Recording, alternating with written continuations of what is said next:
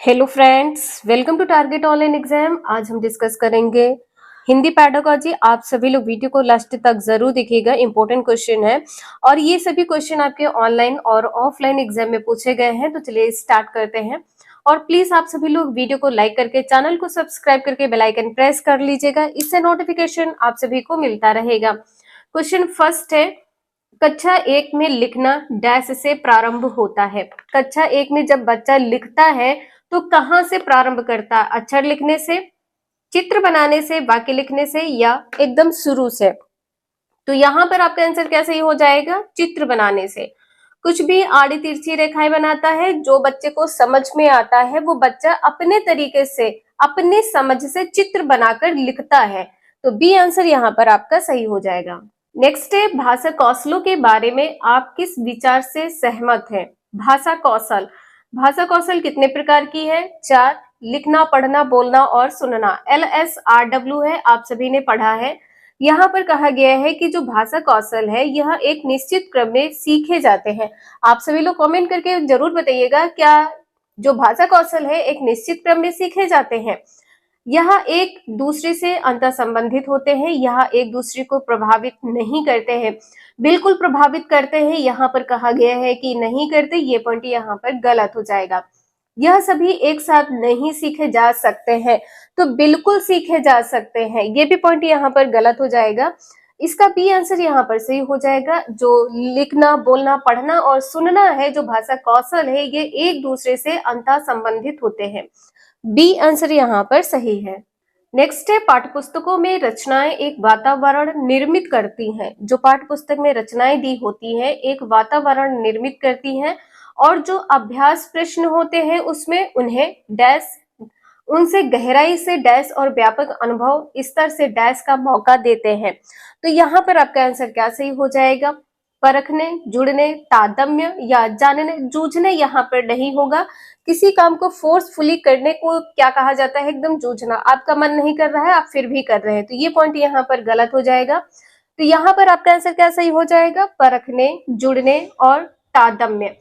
गहराई से जुड़ने, ठीक है, गहराई से जूझने नहीं होगा, गहराई से परखने भी नहीं होगा, इसे आप सभी लोग ध्यान रखिएगा। नेक्स्ट क्वेश्चन है, स्किनर के अनुसार भाषा के बारे में बताना है, क्या सही है?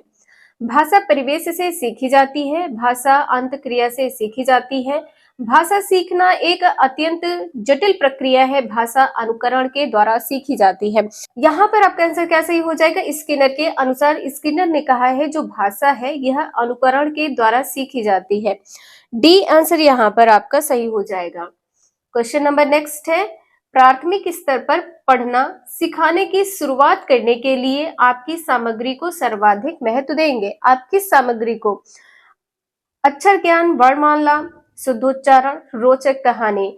देखिए, वर्णमाला प्राथमिक की बात की गई है, कुछ बच्चों को नहीं आता होगा, कुछ बच्चे नहीं पढ़ पाते होंगे, कुछ बच्चे नहीं लिख पाते होंगे, तो ये पॉइंट यहाँ पर गलत हो जाएगा कि वर्णमाला जो सर्वाधिक महत्वपूर्ण सामग्री वर्णमाला, ये गलत हो जाएगा। एकदम शुद्ध उच्चारण नहीं कर पाएंगे, ये भी पॉइंट यहाँ पर गलत हो जाएगा। बच्चों को, छोटे बच्चों को अक्षर ज्ञान नहीं होता है, ठीक है। आपका आंसर यहाँ पर डी सही हो जाएगा, रोचक कहानी।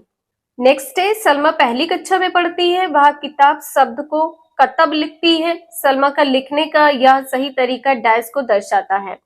अज्ञानता, स्ववर्तनी, नियंत्रित लेखन, लापरवाही।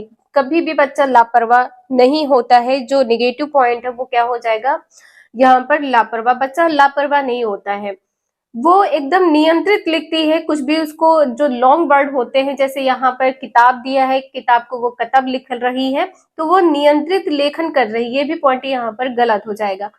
जो सलमा है वो अज्ञान है, ये भी पॉइंट यहाँ पर गलत हो जाएगा कि उसमें अज्ञानता भरी है।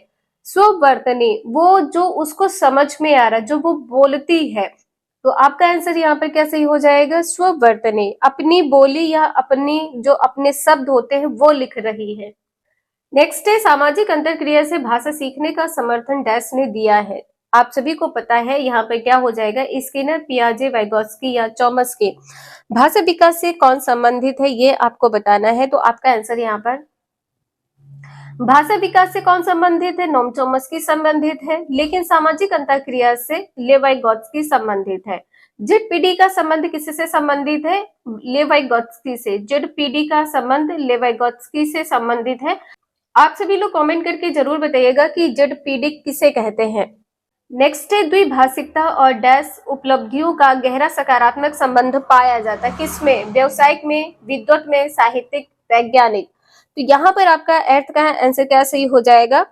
आपका आंसर यहाँ पर विद्वत सही हो जाएगा। द्विभाषिकता और विद्वत उपलब्धियों का गहरा सकारात्मक संबंध पाया जाता है।